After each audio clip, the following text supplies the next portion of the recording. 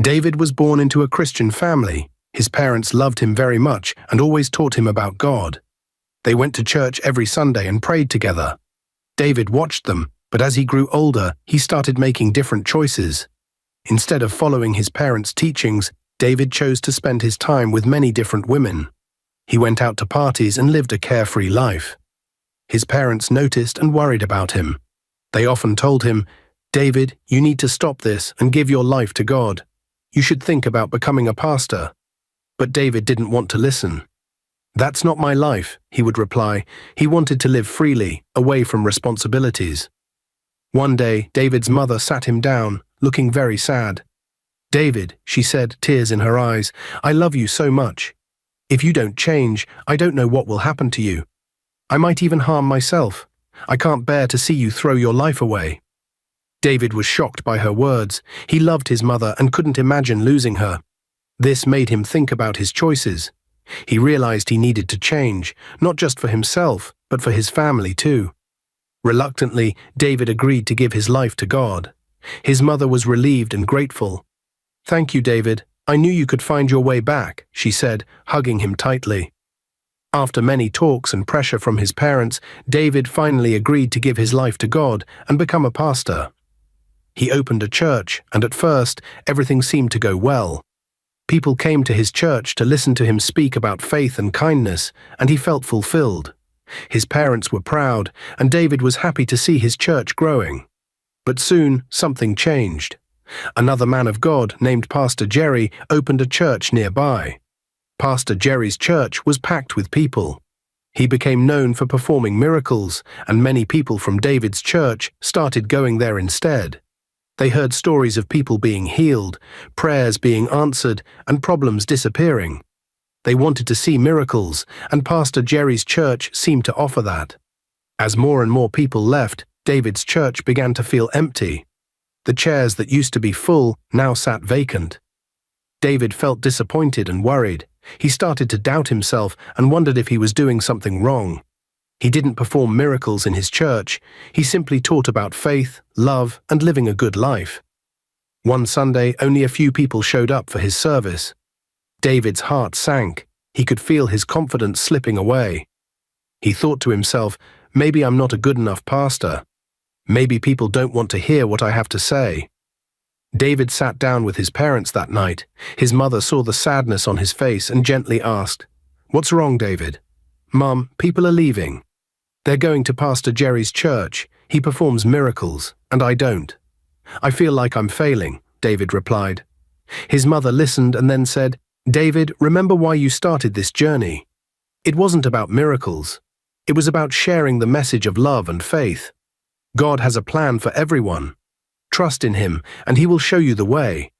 David thought deeply about her words. He realized that he had to stay true to his purpose, even if it wasn't easy.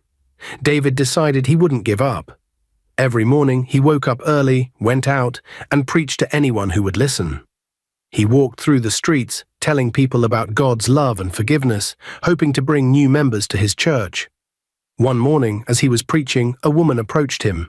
She had once been one of his most loyal members, but she had left his church to join Pastor Jerry's. She looked at David and shook her head. "Look at you, Pastor David," she said. "You call yourself a pastor, but you don't perform any miracles. I used to go to your church, but I stopped. Your church is a waste of time, full of empty words. At Pastor Jerry's church, we see real miracles." David felt hurt by her words, but he tried to stay calm. "I know Pastor Jerry's church is popular and people are drawn to miracles," he replied. "But the message of God is more than just miracles. It's about faith, love, and trust in God, even when we don't see immediate signs." The woman laughed and shook her head. "Miracles are the proof that God is present," she said firmly. "If you were really working for God, you would perform miracles too.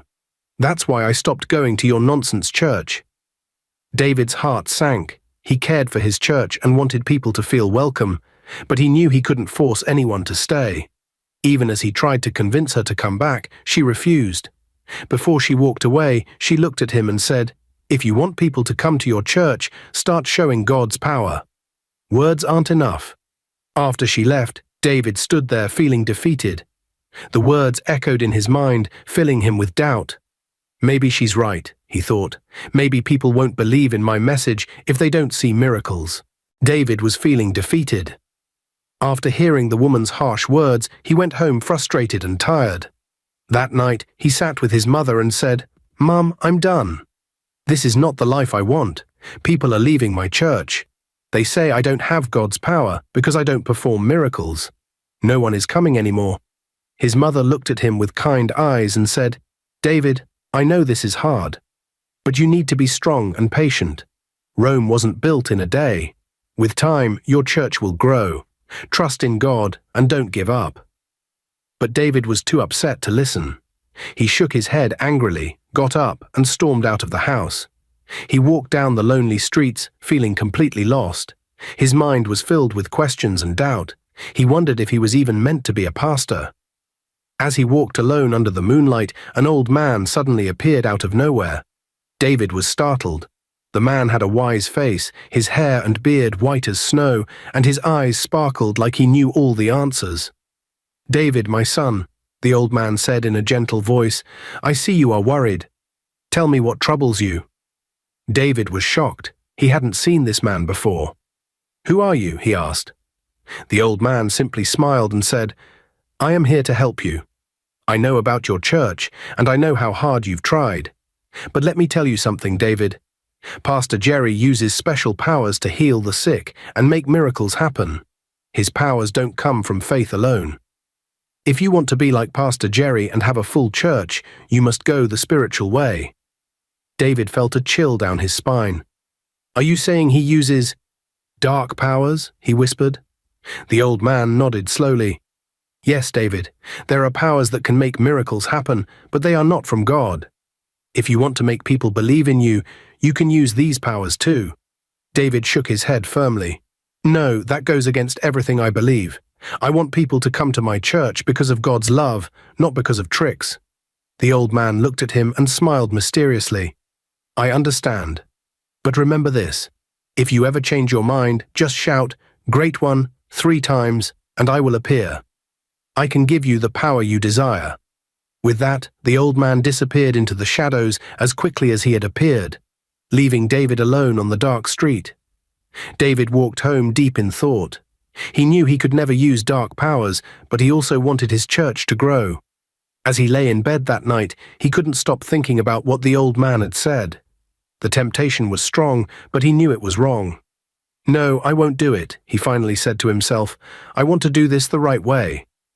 I'll go to Pastor Jerry in the morning and ask him to show me the way.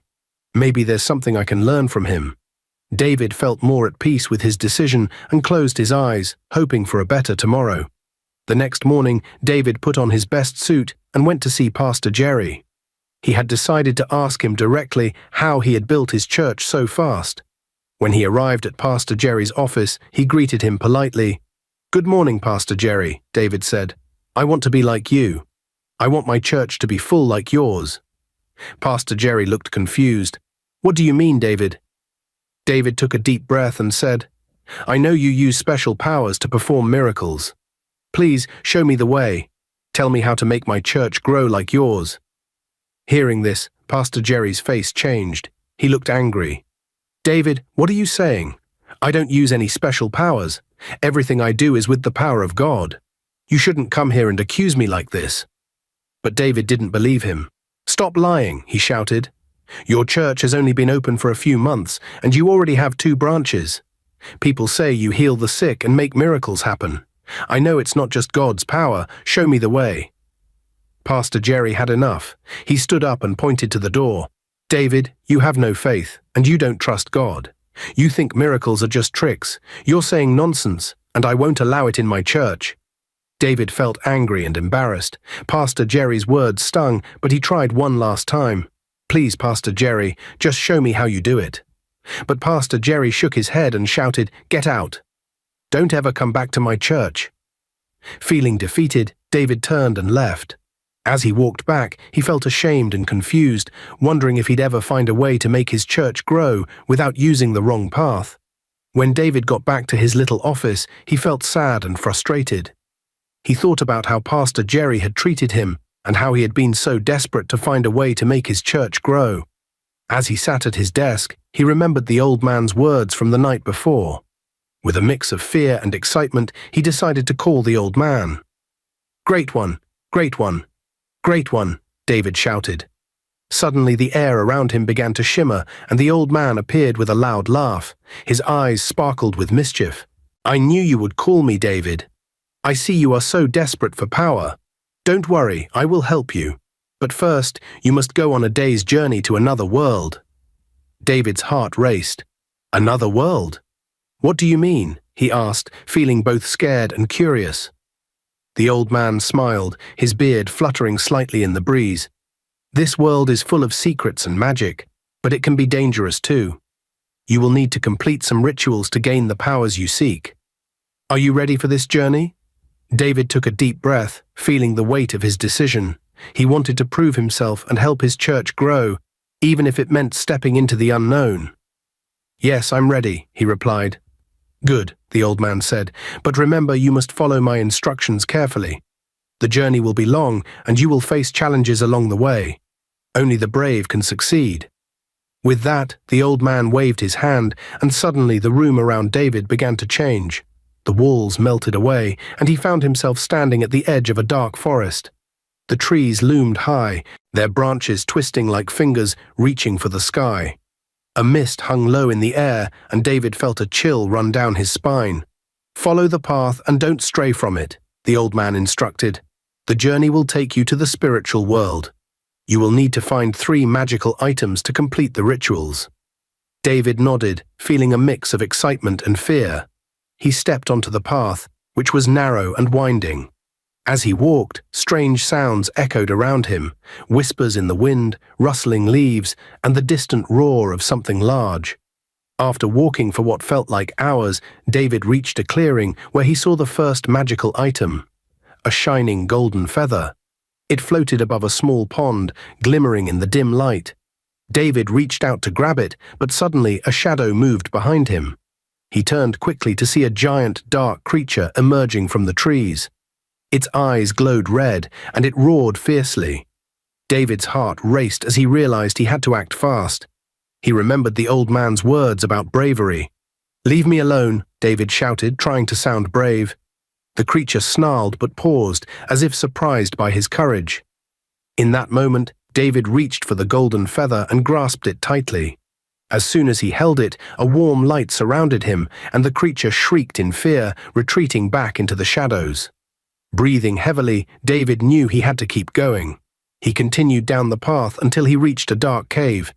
Inside, he could see a glowing blue crystal on a pedestal. But as he stepped closer, he noticed that the cave was guarded by a swirling mist that whispered strange words. "Only the true-hearted can pass," the mist hissed. David thought about his journey and how he wanted to help his church. He raised his chin and declared, "I want to serve God and help others." At that moment, the mist parted, allowing him to grab the crystal. The moment he touched it, he felt a surge of energy flow through him. Finally, David made his way to the last stop, a high mountain where a silver chalice awaited him. As he climbed, the wind howled around him, trying to push him back. He stumbled but pressed on, determined to reach the top. When he finally reached the summit, the chalice glowed brightly. David carefully picked it up, and a powerful feeling washed over him. With all 3 magical items in hand, David felt a mix of fear and excitement. He knew he had completed the tasks, but he still wondered what would happen next. As he turned to leave, he saw the old man waiting for him at the edge of the mountain. "You have done well, David," the old man said, grinning. "Now return to your world, and you will have the power you seek. But remember, with great power comes great responsibility. Use it wisely." With a wave of his hand, the old man opened a portal. David stepped through, feeling the weight of his decisions on his shoulders. He had chosen a dangerous path, but he was determined to find a way to help his church grow. As he emerged back in his office, he held the golden feather, blue crystal, and silver chalice tightly. He knew he was about to begin a new chapter in his journey, a chapter filled with challenges and power. The next day, Pastor David woke up with a strange feeling in his heart. He had completed the old man's ritual, holding the golden feather, blue crystal, and silver chalice. Today, he thought, I will show people the power I now hold. He put on his best clothes and went out to preach in the streets, feeling more confident than ever. As he walked, he saw a small crowd gathering around a crippled man who couldn't walk. David felt a surge of excitement. This was his chance to show the people his new power. He approached the crippled man and said, "Rise and walk." He stretched out his hand, calling on the powers he believed he had received. But nothing happened. The crippled man looked at him with confusion, and so did the crowd. They began to whisper, and soon laughter and mocking words filled the air. "Look at this fake pastor," one man shouted. "He promised a miracle and nothing happened." Another laughed. David's face turned red with embarrassment. The crowd's voices grew louder, calling him a fraud, a liar, and a fake pastor. Overwhelmed with shame, he turned and ran back to his church, his heart pounding with anger and confusion. When he finally reached his empty church, he slammed the door shut and shouted in frustration, "Great one! Great one! Great one!" The old man appeared before David, smiling as if he'd been waiting for him. "Well, well, David," he said, his eyes gleaming. "What's wrong?" "Why did you lie to me?" David yelled, his face red with anger. "You promised me powers, but they didn't work. I was embarrassed out there." The old man chuckled. "Oh, I forgot to mention one little thing. There is a fourth step to the ritual." David felt a cold knot in his stomach. "What do you mean, a fourth step? You never told me that before." "You need to make a sacrifice. A human sacrifice." David's eyes went wide. "Are you kidding me? A human sacrifice? This is madness." The old man's face grew serious. "No, it's not madness. It's power. If you want true power, you must be willing to give up what you love most." David stepped back, feeling scared. "Who do I have to sacrifice?" The old man looked at him closely and said, "Tell me, David, who do you love most in this world?" David's heart started to pound. He thought about his family and whispered, "My mother. She's always supported me and believed in me." The old man's smile grew dark. "Yes, your mother is the one you must sacrifice." David's whole body went cold. He shook his head in horror. "You're out of your mind, old man. I would never harm my mother." The old man's eyes narrowed and his smile faded. "Watch your tongue, or you may lose it," he warned. "If you truly want the power you asked for, this is the only way. You have 3 days to decide." David felt trapped. He wanted the power, but he couldn't even think of hurting his mother. He loved her more than anything. "What if I don't do it?" David asked, his voice barely a whisper. The old man's gaze turned dark. "If you refuse, the power you tried to gain will turn against you. You will lose your mind, and in 3 days, you will die." With those words, the old man disappeared, leaving David alone in his empty church, his warning echoing in the air. David sank to his knees, his mind racing with fear and sadness. He realized that his desire for power had led him down a dark path, and now he had to make an impossible choice. Every second felt heavy, and he felt completely lost, torn between his love for his mother and the promise of power. David went home that night with tears in his eyes, feeling completely lost. As he entered the house, his father noticed his sad face and asked gently, "David, what's wrong? Why are you so upset?" David didn't want to answer at first. He just shook his head, trying to hold back his tears. But his father kept asking, not wanting to see his son in such pain. Finally, David gave in and lied. "I'm losing members every day at the church. People are leaving because they don't see any miracles, and I feel like a failure." His father placed a hand on David's shoulder and looked him in the eyes. "David, you must be patient with God," he said softly. "Building something strong takes time, and faith is not about quick results. Do not let yourself be tempted into taking shortcuts." That night, as David lay in bed, the old man appeared at his bedside, his eyes gleaming in the dim light. He held a deep red cloth in his hands and looked at David with a stern, serious expression. "Take this cloth," the old man commanded, his voice cold and direct. "Go to your mother's room and cover her with it while she sleeps. Only then will the power be yours." David's heart pounded as he took the red cloth, feeling its strange, heavy weight. A wave of doubt washed over him, but he remembered the old man's warning. He would lose his mind if he didn't complete the ritual. Quietly, he tiptoed down the hall to his mother's room. She lay there peacefully, her breathing soft and steady. David hesitated, looking at his mother's gentle face, but the pressure of the old man's words rang in his head, louder and louder, until he finally pulled the cloth over her, covering her completely. The next morning, David's father went to check on his wife as he did every morning, expecting to see her warm smile greeting him. But today, there was only silence. When he touched her hand, it was cold. She didn't move, didn't breathe.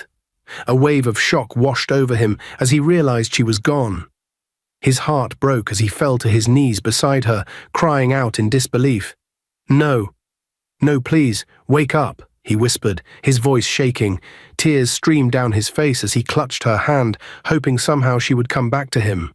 He sobbed beside her bed, feeling a hollow emptiness where his joy and strength had once been. His cries echoed through the quiet house. Hearing his father's cries, David walked slowly into the room, his face tense. He saw his mother lying still and his father kneeling beside her, shaking with grief. David's heart felt like it was caught in a storm, pain, guilt, and fear all tangled together.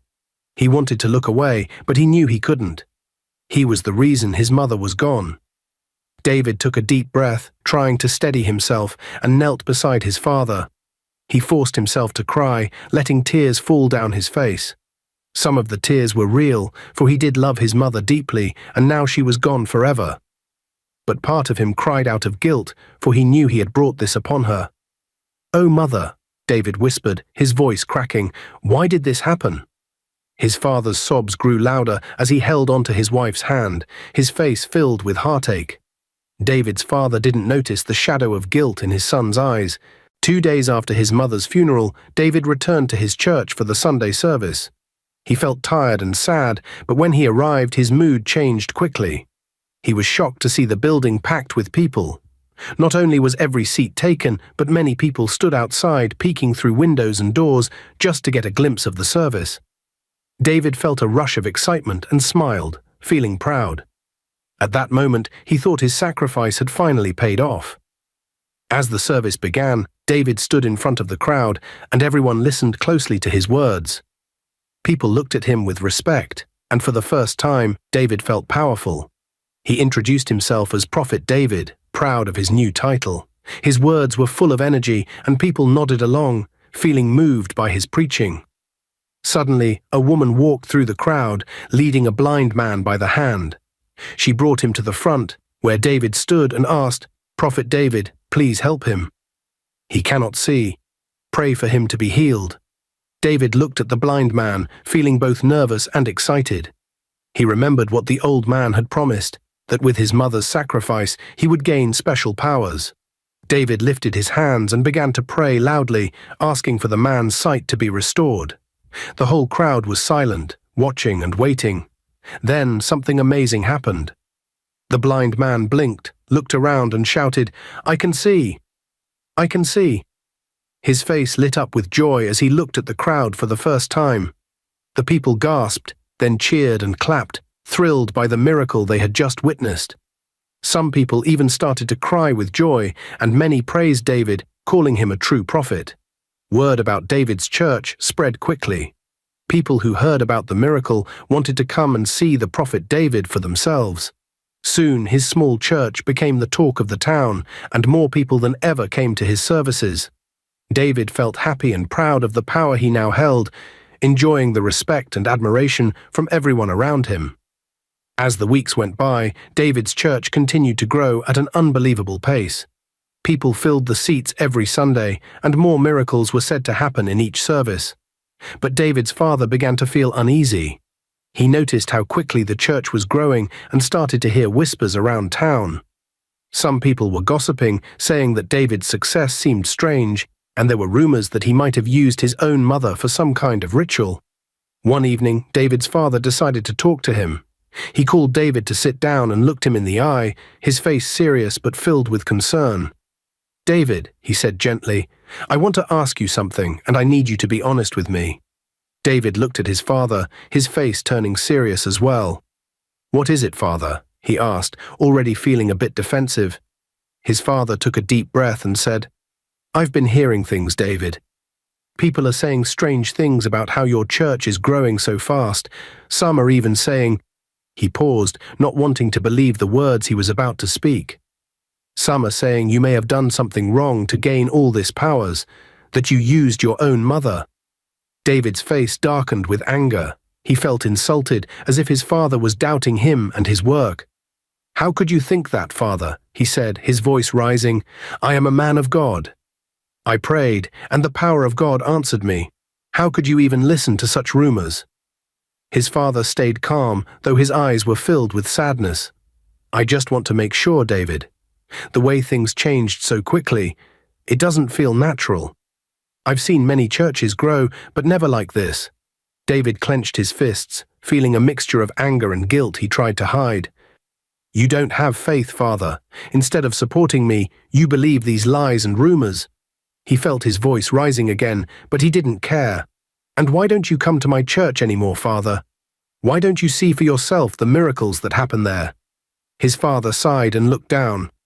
"David, I pray for you every day, but I want you to remember one thing.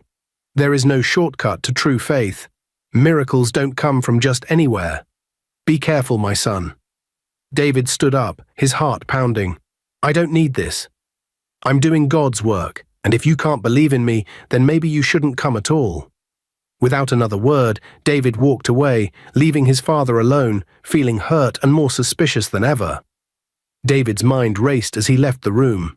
Part of him felt powerful, proud of his growing church and the respect he had gained. But deep inside, his father's words planted a small seed of doubt, a feeling he tried to ignore. Yet the more he tried to push it away, the stronger it seemed to grow. That Sunday, the church was packed as usual. The people waited eagerly to see Prophet David perform another miracle. They watched with excitement as a woman wheeled a crippled man to the front of the church. He sat in a wheelchair, his legs twisted and weak, and the crowd murmured with hope and anticipation. They had seen David perform miracles before, and many believed he could do anything. David approached the man, placing his hands firmly on his shoulders. He closed his eyes, muttering prayers with a loud, confident voice to show his power. "Rise and walk," he commanded, his voice ringing through the church. The crowd watched, holding their breath, waiting to see the man stand and walk. But the crippled man remained still. He looked up at David, a bit confused. David repeated the command, this time even louder, feeling the pressure of all the eyes on him. "I said, rise and walk in the name of God." Still, the man didn't move. Whispers of doubt began to spread through the crowd. David's heart pounded as he tried once more, raising his voice even louder. "Get up and walk," he shouted, his voice echoing, his hands trembling slightly. The man in the wheelchair looked down, unable to stand, and the crowd started to murmur, some shaking their heads in disappointment. Then one person shouted, "He's a fake. He has no power." Others began to join in, calling him a fraud and questioning his miracles. The respect David had worked so hard to build was crumbling right before his eyes. Feeling his face flush with embarrassment, David turned and rushed back to his office, slamming the door shut behind him. Outside, he could still hear the crowd's voices, now louder and filled with doubt. Desperate and furious, David called out in a low, trembling voice, "Great One, Great One, Great One." In an instant, the old man appeared, standing in the corner of the room with his usual wicked grin. His eyes were cold, watching David with amusement. "Well, well," he sneered. "What's wrong, Prophet David?" David clenched his fists, his face red with anger. "You foolish old man," he shouted. "You promised me power for one sacrifice. I did what you asked, and now you've taken it away. I was humiliated in front of everyone." The old man's grin faded and his eyes narrowed. "Watch your tone, David, or I will make you blind this very moment," he hissed. David felt a shiver run down his spine, but his anger kept him standing firm.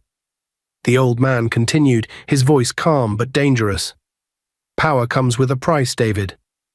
Did you think one sacrifice would be enough? Power is hungry, and it needs to be fed. If you want it to stay with you, you must keep feeding it." David's heart sank as he realized what the old man was saying. What do you mean?" he stammered, feeling a wave of dread. The old man's grin returned, darker and colder than before. You need another sacrifice, David. Someone even closer to you. David's face went pale, a chill gripping his heart. Who? He asked, barely able to speak. The old man's eyes gleamed with a sinister joy. Your father, he said, his voice barely a whisper. David's knees felt weak as he shook his head, horrified. No, not my father. I can't do that. The old man's face grew dark, his grin disappearing. You have no choice, David. You wanted power, didn't you? You wanted respect. Then do as I say. Bring your father as the next sacrifice, or everything you have built will come crashing down. People will see you as nothing more than a powerless fool. David felt trapped, torn between his love for his father and his hunger for power. He thought of his father, who had always supported him, even when he was suspicious. The thought of harming him filled David with a deep sadness, but the temptation of power still clung to him, clouding his mind. The old man leaned in close.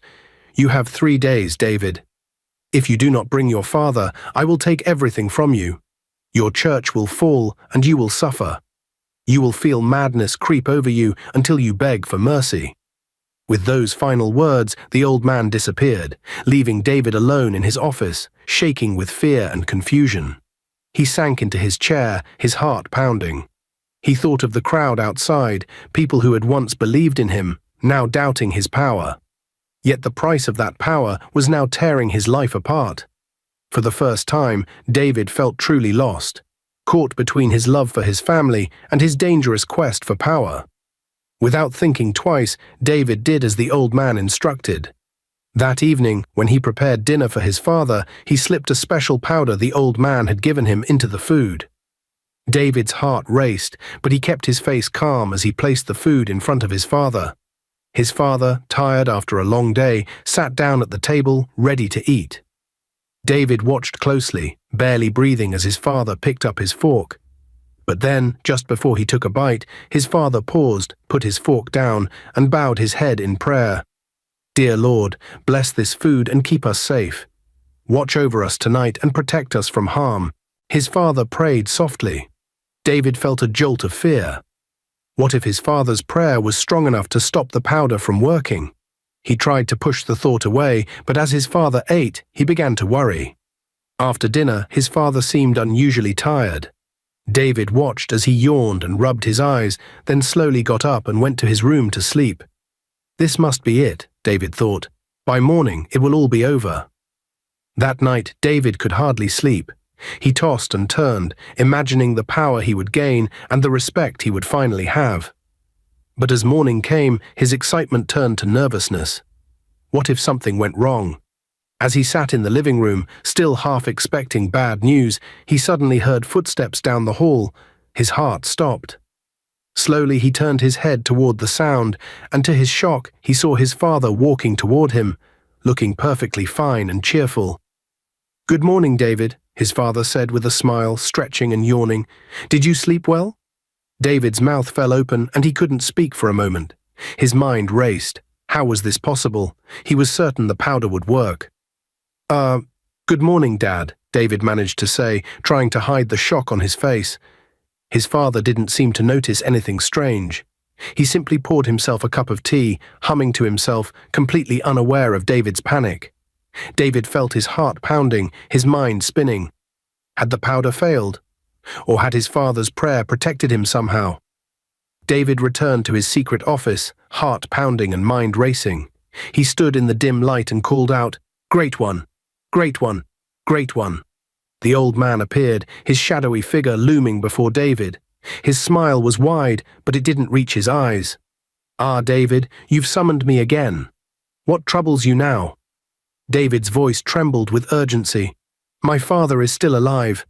I followed your instructions, but the powder didn't work. What must I do to gain the power I desire?"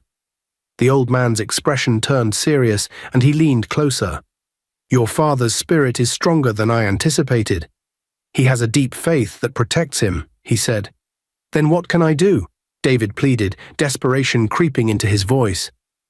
The old man's smile faded, and he looked at David with a serious expression. "If you truly want the power you seek, you must give up something even more valuable." David felt a chill run down his spine. "What?" "What do you mean?" he stammered, already feeling a sense of dread. The old man's eyes glinted with a cold, calculating look. "Your manhood, David. The ultimate sacrifice." David's face went pale, his body stiffening in shock. My manhood," he whispered, barely able to get the words out. He could hardly believe what he was hearing. "Yes," the old man replied, his voice calm and steady. "This is the price of true power. Are you willing to pay it?" David felt dizzy, his mind racing. This was too much, too far. The thought of losing such an important part of himself made him feel weak, but he also remembered his hunger for power, for respect, and for all the things he thought he deserved. David made the decision to go ahead with the sacrifice. He felt a mix of fear and excitement as he prepared for what was to come. The old man guided him through the dark ritual, and with a swift and painful process, David lost his manhood.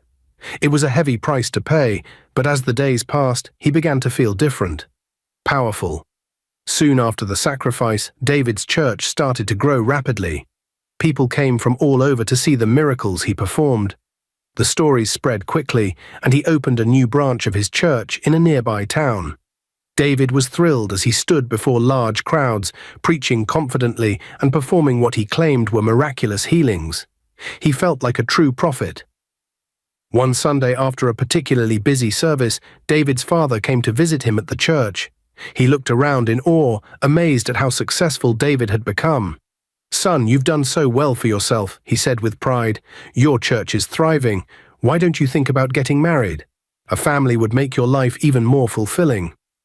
David smiled politely but shook his head. "No, Dad, the Lord has not revealed the right woman for me yet," he replied, trying to sound convincing. Inside, he felt a twinge of doubt. Was it really the Lord's will, or was it just his own fear of attachment? His father nodded, though a look of concern crossed his face. "You know, having someone by your side can bring joy and strength. It's important to have love in your life." David brushed off his father's words. "I have my church, and that is my focus right now. I need to continue my work and spread the message." As the weeks went by, the church continued to grow, and David enjoyed the admiration of his followers. Yet late at night, when the crowds had gone home and silence filled the church, he sometimes felt lonely. Despite his success, there was a part of him that wondered if he had made the right choices. But every time those thoughts crept in, he pushed them away, reminding himself of the power he now possessed and the respect he had earned. He was determined to stay focused on his mission, even if it meant sacrificing love and companionship. After all, he had paid a high price for his power, and he wasn't about to let it go. One day, as David was greeting members after a Sunday service, his eyes fell on a young woman named Anointed. She was kind, dedicated to the church, and always eager to learn more about faith. David felt an immediate connection to her, something he hadn't felt in a long time. As weeks passed, David and Anointed started spending more time together, talking after services and even meeting outside of church. David felt truly happy in her presence and realized he was falling in love. He couldn't remember the last time he felt so close to someone, and Anointed's warmth made him feel alive in a way that preaching and miracles never had. Eventually, Anointed noticed David's growing affection, and soon they began dating. She loved how dedicated David was to his church and respected his commitment. However, one day, as they were talking, she brought up the topic of intimacy. She looked at him with a shy smile and said, "David, we're in love. Don't you think we should take the next step in our relationship?" David quickly cleared his throat. He looked into her eyes and said, "Anointed, I believe in doing things the right way. I think we should get married before taking that step." Anointed respected David's faith and commitment and agreed, thinking it was because he was a man of God. She smiled and nodded. "All right, David, I'll wait. I admire your faith." David felt relieved, grateful that she understood. But deep down, he knew there was more to his hesitation. He felt the weight of the secret he was hiding, a truth that could change everything if Anointed ever found out. Just 2 months after David and Anointed were married, David's father couldn't hide his excitement. One evening, as they all sat together after a family dinner, his father leaned over with a warm smile. "David, my son," he began, "I can't wait to carry my grandchildren." It will be such a joy for me to see the next generation. David forced a smile, nodding. Me too, Dad. I look forward to starting a family with Anointed. Anointed, seated beside him, reached over and squeezed his hand, her eyes shining with joy and hope for the future. She too dreamed of having children, filling their home with laughter and love. But as David spoke, a pang of worry stirred in him, knowing the truth he hadn't shared. Weeks turned into months, and Anointed started to feel a quiet worry growing inside her. Since they had been married, David had not once made any move toward intimacy. At first, she thought it was just a part of his strong faith, or perhaps he was waiting for a special moment. But as time went on, her patience turned into confusion, and her confusion into insecurity. One evening, Anointed decided to confront him. She took a deep breath, gathering her thoughts, and went to David as he sat in his study. "David," she began softly, "I need to understand something. Why haven't we, shared any intimate moments? We're married now. Is there something wrong?" David paused, caught off guard by her question. He looked at her with a forced calmness and replied, "The Lord has not given me the instruction to take that step yet, Anointed. We have to be patient and follow his guidance." Anointed tried to smile, but David's answer left her feeling more confused than before. As she returned to her room that night, her mind raced with thoughts and questions. She looked at herself in the mirror, wondering if there was something wrong with her. Was she not attractive enough? Was she not what he expected? Dear viewers, do you think she would ever discover the truth about her husband? What do you think her reaction will be? Leave a comment with your thoughts and stay tuned for part 2. Don't forget to like, share and subscribe, and turn on post notifications so you won't miss what happens next.